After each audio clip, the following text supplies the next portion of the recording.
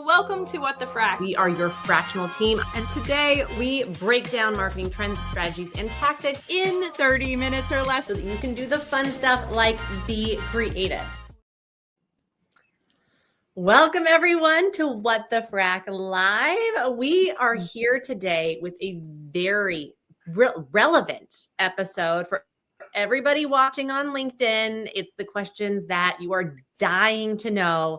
LinkedIn marketing, thought leadership, reputational risk management. We have an expert here today that knows it all. So Nicole, like this. I'm so excited for this because I feel like lately I've been in LinkedIn marketing for so long, and I personally think it's underused. And we just had a conversation, Tamara, in the car on the on our way down to 10 West about how LinkedIn is different than the other social medias and what the algorithm wants. So I'm so excited for this. I know. So we have our expert here today, Lindsey Carnett.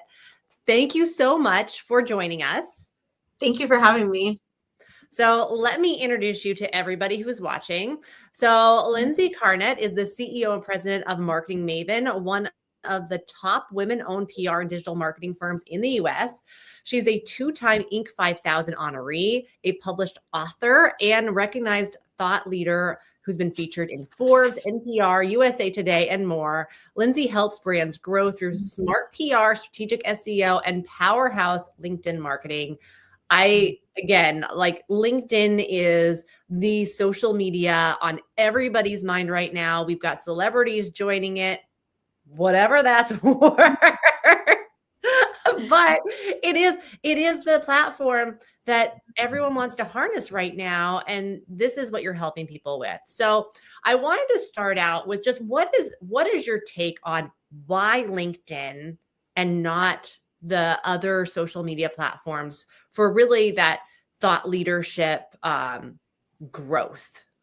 Well, I think LinkedIn is just a force to be reckoned with. There are over 900 million professionals and 58 million registered companies. So stop and think about that for a minute. 96% of B2B content marketers are using LinkedIn for organic content distribution. And so it's a force to be reckoned with because the right people are there, the decision makers are there, and you can find everybody by their job title or by their company. And the Kevin Bacon 6 degrees of separation.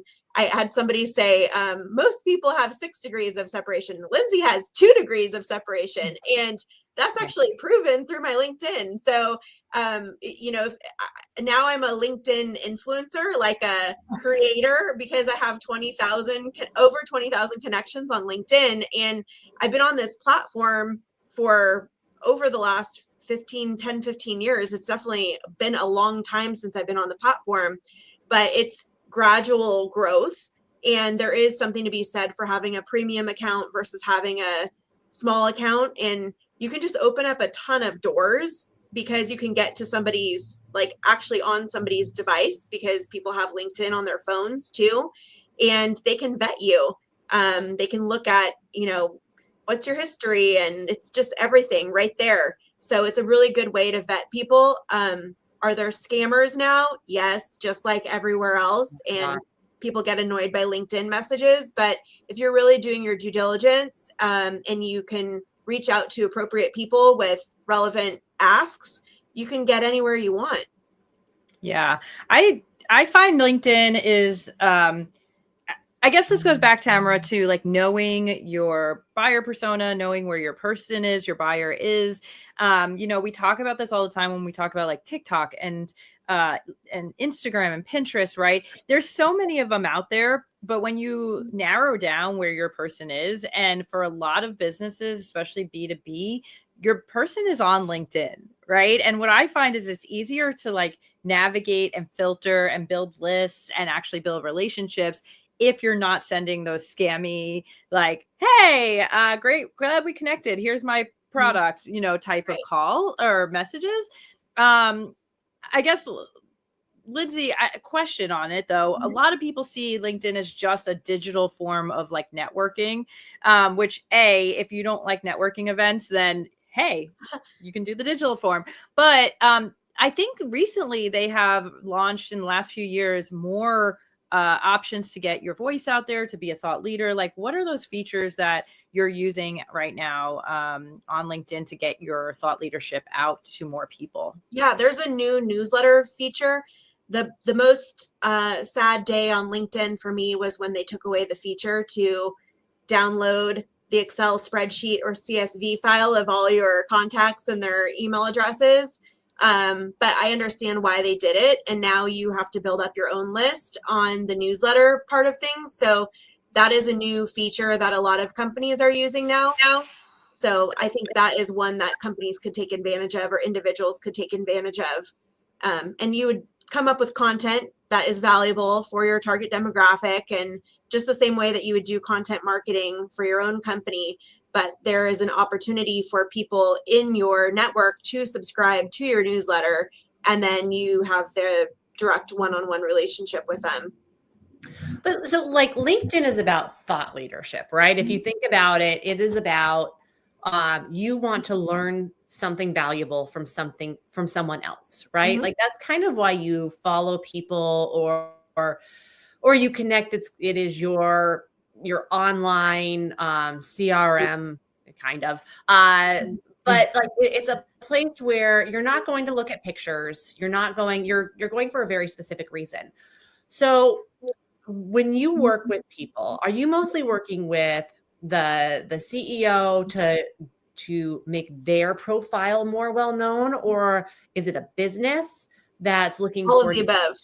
all the above? Yeah. So we're like, for a business, it's doing their actual postings on behalf of the company. So it could be like different themes, or could be highlighting different employees.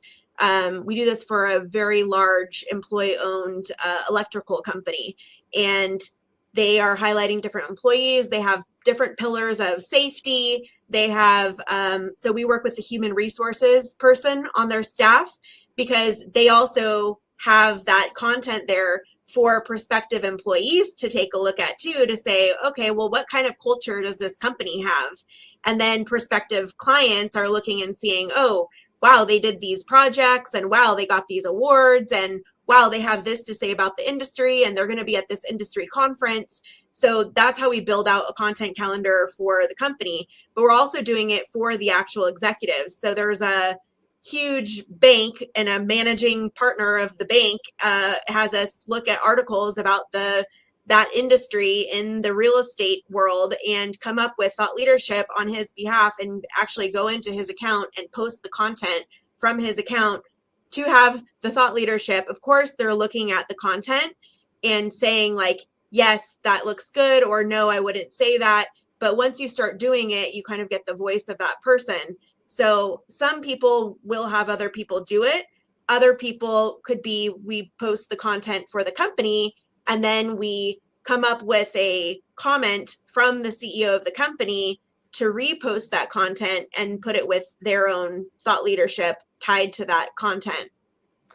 So, Tamara, what I love about this too is that I talk about with clients all the time that, they're a CPA firm or a dentist, and they're on Instagram and TikTok, and they can't figure out why they're not growing. And I say, do you follow your dentist? Do you follow your CPA firm?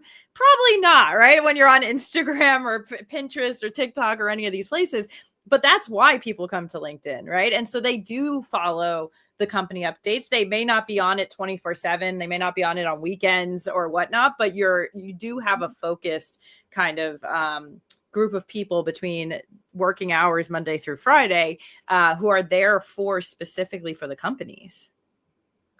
Well, so I mean, we know now why you should be on LinkedIn, right? And that's why a lot of people are going, okay, I need to try this out. But then the next question is, how do I break through the noise? Because just posting something is not going to necessarily do it, right? what is it that you need to do in order for your post to be seen? LinkedIn has a very interesting algorithm because it's not necessarily based on, virality. It's also based on your connections and really if your connections are liking it. And they've limited the view of who sees your posts versus, like the discover feature on other apps. This is very much based on, do people like your posts? So you're starting out, how do people really start to build their exposure and make LinkedIn that huge way to be seen? Well, I think it's through engagement. One way is by commenting on other content and tagging people when you comment. So then people would see your comments, especially if there are companies or influential folks in your specific industry, that if you could tag them, make a comment, and then other people will see that you commented and maybe try and add you. For your own content, I would recommend tagging other people in that content, or tagging companies, or tagging organizations or associations. I have seen that helps increase that distribution, as well as you can use hashtags as well. So you can also do hashtag searches in LinkedIn. So that's also still a relevant tactic. And then there's a new feature that's like ringing the bell on your profile, so that all of your contacts would see when you're posting certain content. So that's another tactic to use when you're doing content on LinkedIn. You ring the bell. I haven't seen one yet. I haven't seen the ring the bell, but we're talking about engaging content. And I think what a lot of people are going to have questions about, because we've seen this between, when we talk about branding and personal brand, like what the voice is between your personal brand and your company brand. And I know that in other social medias, people, or especially companies, have a hard time figuring out how to post, or not necessarily how, but like what to post that is engaging. Right. Do you have any tips or tricks or any rules of, yes or no on LinkedIn for what you should be posting with your company? Yeah, we definitely have some do's and don'ts, and the don'ts are like, don't post what you had for breakfast, and don't post disparaging information, and keep it professional. And I think that at least over the last year, I've seen more personal information on LinkedIn than I have before. But it always ties back to some sort of business thing. And it could be like a mom with her kid and then talk about being an entrepreneur and being a mom. So it still bridges that gap a little bit in the business world. But traditionally, LinkedIn has been used for commenting on an industry trade publication article, and not just reposting it and saying, check it out, but it is, here's what I think about it, and here's why, and this is what I think it applies to in my career or in my industry, and this is the value that I think that you could glean from it. What do you think? Type of situation. So that type, and it really depends on your content strategy and your content pillars. Again, what is the objective? Because if you are a headhunter, then your content is going to be very different than if you are the CEO of an electrical company, or if you come from, the public sector. We're doing LinkedIn advertising for a manufacturer that sells components to making Abrams tank wheels for tanks in the military, and they're looking for procurement officers from the Department of Defense.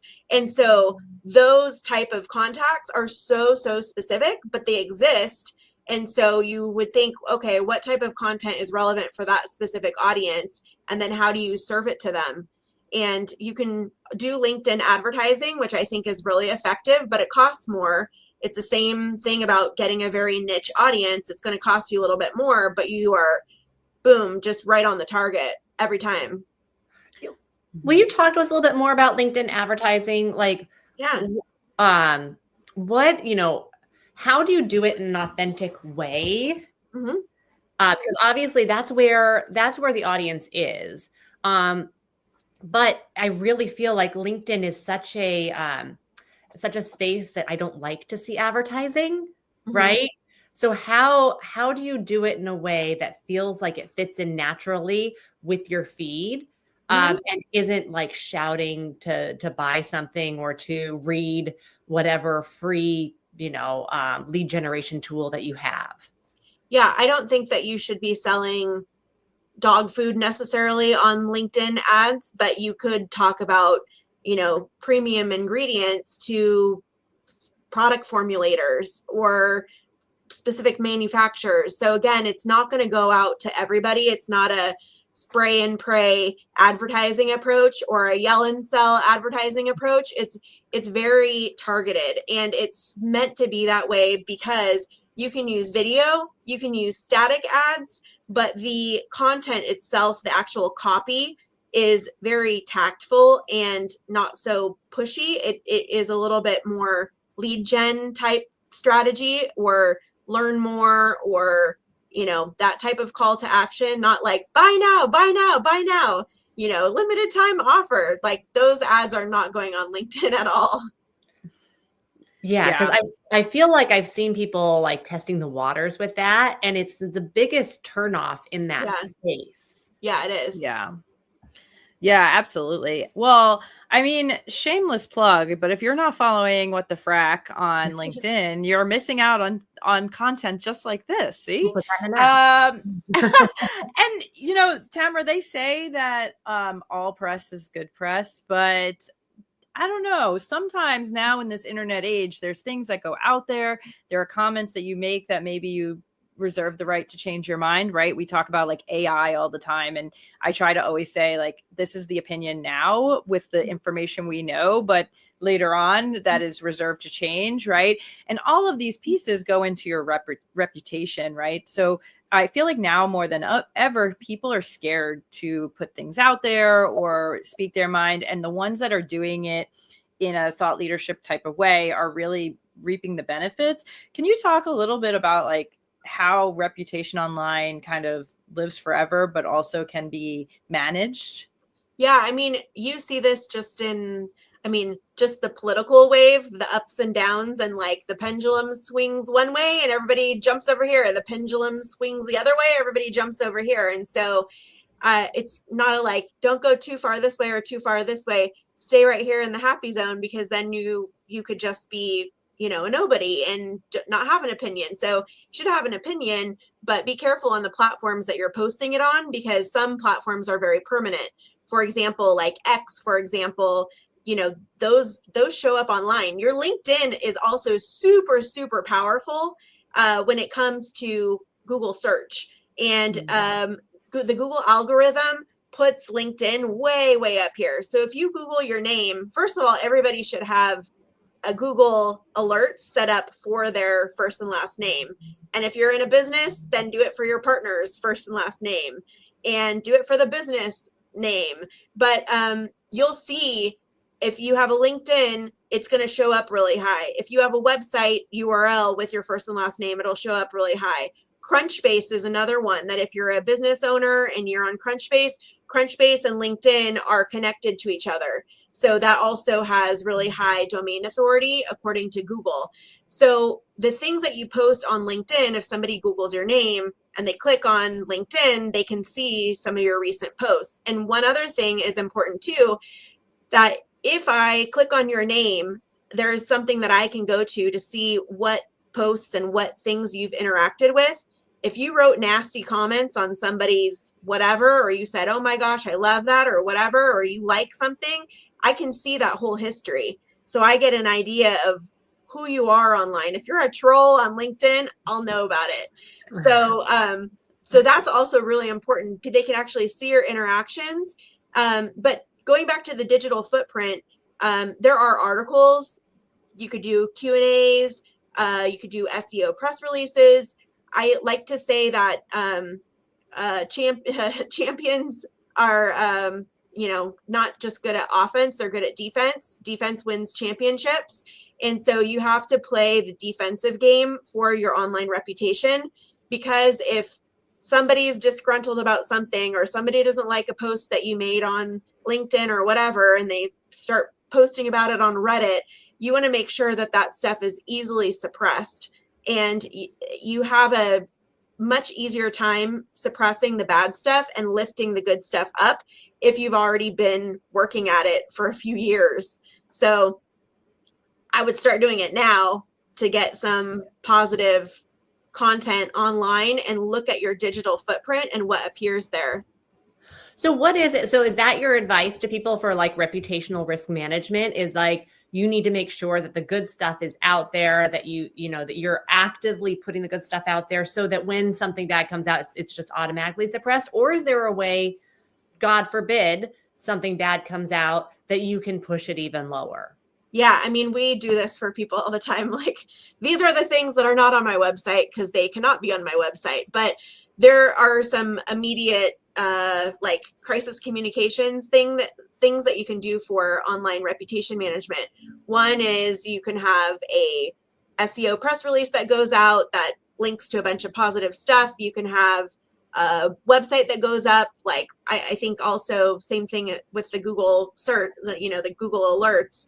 If you don't already have one set up for your name, set one up. If you don't already own your name, like on a GoDaddy.com, and then you buy your first name, last name.com, buy it and own it. And you can decide whether you put up a website later or a landing page later, but that will help you out big time because it will rank really high because that's the actual URL. And then you can be doing some positive thought leadership throughout. But these things are really critical because they have so much weight on Google. And you want to make sure that you have different photos that index for you. Like I get phone calls from people that have been in orange jumpsuits and in an LA Times article, and they say, hey, could you help me? And I'm like, in your case, no. But, it's true. Like, people are searching for solutions, and you want to make sure that, something as severe doesn't happen, of course, but you have to do things proactively to make that happen. We saw this, Tamara. You know what? This is going back to, I think that everyone needs to really like truly understand like SEO and how the internet pulls searches if you're going to be in any space, right? Because we talk about the same thing about AI. Like, how does AI pull the information? Like, knowing that could be super helpful as you try to, I don't want to say manipulate your footprint, but like have control over your footprint out there. So we saw this a lot with Taylor Swift. I don't know. I think you know which one I'm going for. So when she was getting a lot of articles about how much she was using her jet and how much fuel it was using and how bad it was for the world in general, she went to a Jets football game. And then for the next 2 weeks, all of the articles were about how she went to a Jets football game. And so when you type in Taylor Swift jet, it comes up actually with the football game photos and the articles about that. And it has suppressed all the articles about her using her jet. Like, this is a great example. Now, she has power because she's Taylor Swift and she could do something like that. But there are ways to kind of manipulate the search engines in that 100% way. I have one that's very similar. So just using the same words. So if you typed in the company name, then it shows up reviews. And we put out a press release that it was like company name, reviews, positive Q1 results, blah, blah, blah, blah, blah, blah, blah. So, and then the same thing with a CEO. So we have first name of the CEO and then CEO. So the URL that we purchased was that person's name, CEO.com. And so now this website shows up as the first thing. So you can take it's like riding a wave. So you go with the wave. You're not going to go against the wave. So you ride the wave and then you use that to have that positive result. So I love that example that you just gave. I think there needs to be like a caveat that we need to bring out here, right? With great, power comes great responsibility, right? Yeah. Like, obviously there's probably people out here who are manipulating this for bad reasons so that, we don't see all the bad things that someone has done or whatnot. But it probably sounds like that's what we're advocating for here, but there are also reasons to do this in a good way. So for instance, I've worked with a company that has this one person who was a disgruntled employee, even though they were completely treated ethically and had been given like a big severance and all of these things. Everything was to the T, probably even treated better than most companies would treat them. And he is, for whatever reason, out with a vendetta against them. And so like there are ways to use this in a positive light. We're not talking about just bad stuff here. Yeah, I absolutely. And this is why companies should know about these things, because like you mentioned, it's not if, but when. And unfortunately, these things happen all the time and you just don't hear about it. But I hear all sorts of really interesting stories, and there are lots of different solutions to help people when this happens. And the same thing can be said even in the cybersecurity realm too.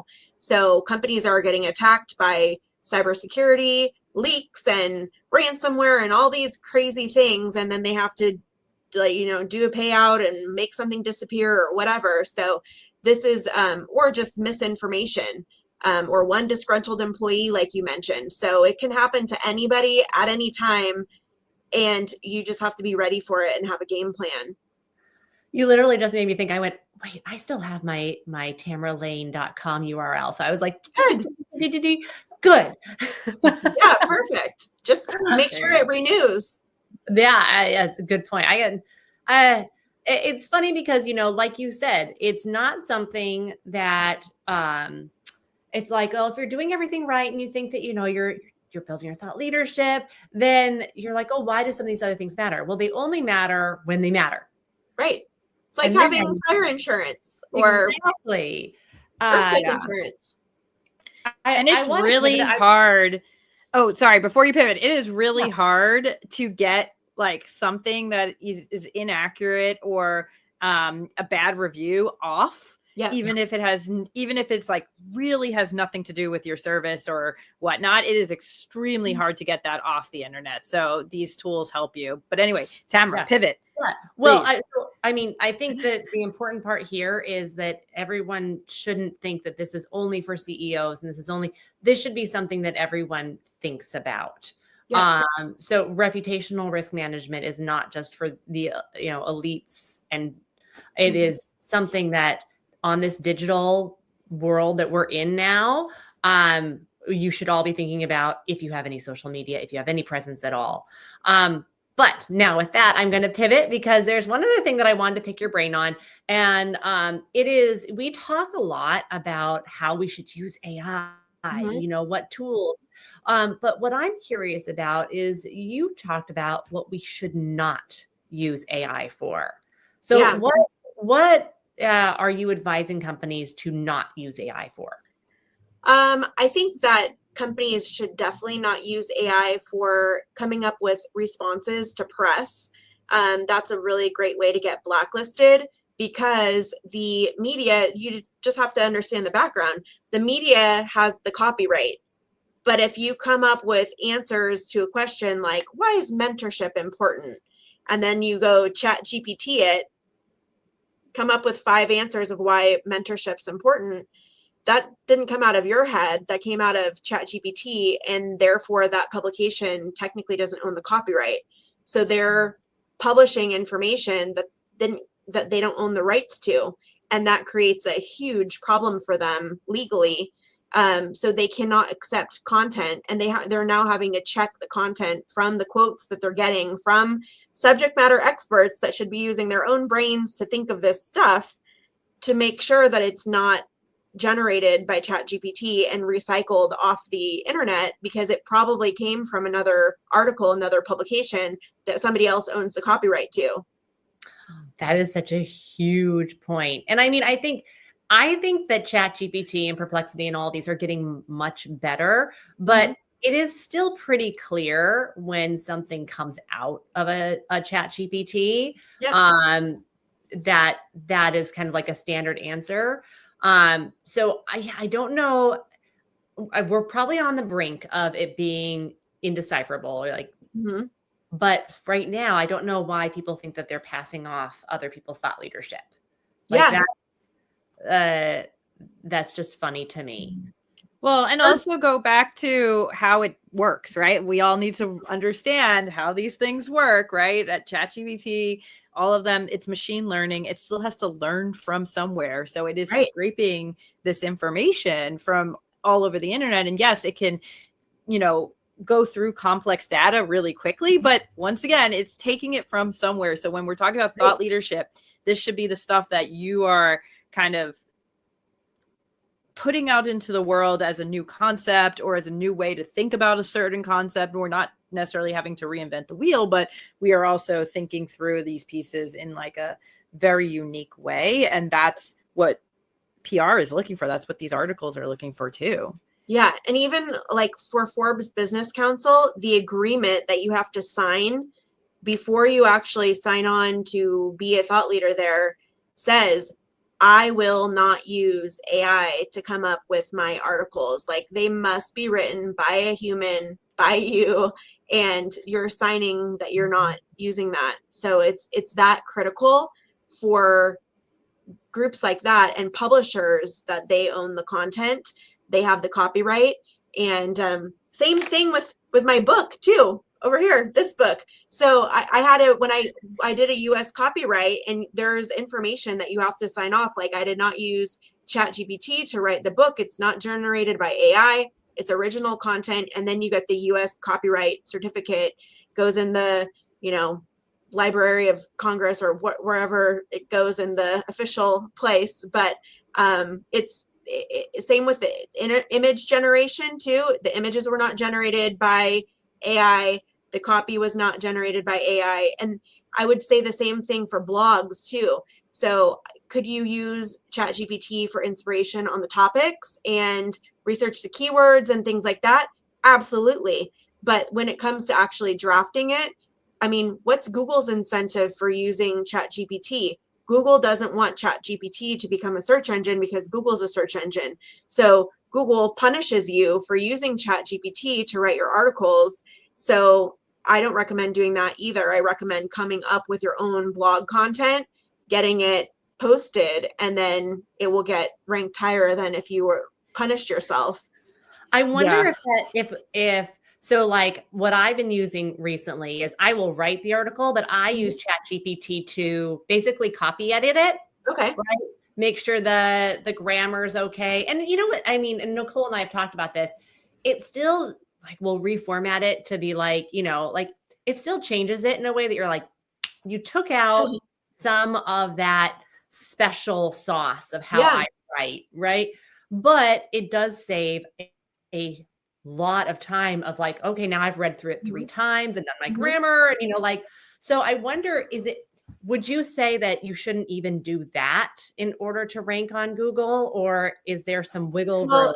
It depends on how you're doing your own voice too. I mean, you can train with all the prompts. You can train ChatGPT to say, I like using conjunctions in my, way of writing because it makes it more personal, and that's the way I want conjunctions in there, or I want, whatever your preference is. But I don't know how much it senses those just copy editing changes as opposed to full content that got borrowed from other places. But yeah, I mean, I think there's a value to it, absolutely. And I think that you can use it in organic social posts because you don't have the SEO piece coming into play there. So I know LinkedIn even has a function where it says, do you want ChatGPT to rewrite this? And then you can see, okay, do I like it or do I not like it? Or did it take out my little pizzazz that I was going to add to it that was very me? And it just made it blah. So emojis. Yeah. Oh my gosh. There's so much. Can we just talk about that for a second? Because there are so many emojis that it adds. Why does ChatGPT love emojis so much? I actually just did a prompt where I actually asked it to highlight where it changed things. And it'll strike it out and tell you why it changed it. Mainly because of this exact reason where, you've probably heard us talk on other episodes about how I personally believe that in like 3 to 5 years, we're going to be sitting here asking how someone oh, how is that thought leader getting ahead of everyone else? Yeah. Everyone's going to be, because they're actually writing their own thought leadership. And businesses who don't have enough time and take one of these courses who tells them to use AI to write their ebook or whatever the case may be, what they're going to find is that they're going to get a lot less of this like trust and a lot less of these like loyal community members. So even if you're not using it for press or for copyrights or all these pieces, you still have to connect with your community. And if they feel like it's AI written pieces, they're not going to connect, and you're not putting anything new out into the world and any new thoughts. And so the way, like Tamara, I use it very similarly to you, right? We make the major piece, right? The big piece, put it in there, say, hey, can you copy edit it? Don't change much, just change grammar and spelling, tell us where it is. And then from there, hey, can you make specific breakdowns of it, but use my stuff. Don't go citing other things. Like, and add some keywords. Add, make sure that it's updated for SEO. Yes. But I mean, that's really, it's a very interesting topic, because it's so, what you're saying is so right on and so important. And people aren't thinking about that because they're just thinking about saving time and putting more out there. And then we all get lost. I was actually hearing the other day about like, there's going to be the rise of the curator, because now every company actually has the capacity or the capability, leveraging AI, to put out just masses of information for lead generation, right? And I don't want masses of information. So the rise of the curator is about to happen because too much information is going to be out there. So I mean, that's where I think working with brands, working with companies, you're almost going to say less is more, and only put out what is going to make an impact. It's true for engagement. I mean, we've seen that for years, that companies that are posting every day on Instagram and Facebook and LinkedIn, if you're posting every day, your engagement is going to decrease. If you have 2 to 3 posts per week on Facebook and Instagram and 1 to 2 posts per week on LinkedIn, your engagement is going to increase, because your audience is not inundated with your content, and you could take a breath and then interact with new content. So I do think that there is an absolute content overload. And if people can't decipher what is real and what is regurgitated, or what's even a hallucination, as we say in the AI world, you don't even know if it's true. How do you trust what you're reading? I think another great point that you'd made just a few seconds ago, and you just made it again, which I think everyone needs to think about, this is quick, is that think about what the goals of the platform are. So you mentioned like Google doesn't want ChatGPT to be a search engine because they're a search engine. So they want you to be on there. And so when you're thinking about what to put out onto each of the search or each of the social media sites, Instagram wants you to stay on as long as freaking possible, right? So they're gonna push anything that's viral, that keeps people's eyes on it, that keeps them watching, right? That's why these short reels that you have to read for longer than the reel goes is it helps push, right? LinkedIn wants people to feel the value of connecting. And so that's why engagement is so important. So when you're thinking about what to put on each of the sites, remember they're a business whose algorithm is going to maximize and benefit anyone who does the things that hit their goals. So think through that. And they have education too. I mean, haven't you seen the LinkedIn learning certificates? Like, I have a social media certificate and I have this. It's like a whole certificate stacking strategy too. So yeah, absolutely. If you know how these platforms make money, then you know what motivates their algorithms. And, since, when Facebook, Instagram, Meta went public, I was like, no, this is the end of organic content, because it's going to turn into a pay to play model. And the algorithm's gotten worse and worse and worse and worse for free content. And it just incentivizes a paid relationship with them. So that turned into a pay to play model, unfortunately, but shareholders are probably happy. Well, how can people, I was about to say, I'm thrilled to have you on because I have enjoyed this conversation so much. So for people who are watching, how can they get in touch with you or follow your work? You can go to our website, marketingmaven.com, or go to Lindsey at marketingmaven.com. I'm happy to email anybody and connect with me on LinkedIn for sure. I'm a fast acceptor of new contacts, and I will vet them and accept them and bring them into my network. Amazing. Amazing. And Nicole, how can people follow us? I was going to say, if you are not following us on LinkedIn, we are very active there. We will be pushing out new content weekly. If you are not part of our newsletter, subscribers, subscribe. And if you're not subscribing on YouTube, I mean, you're missing. You're just missing out on all these valuable experts that we bring on every week. All right. See everybody next week. Thank you for having me. Thank you for being with us.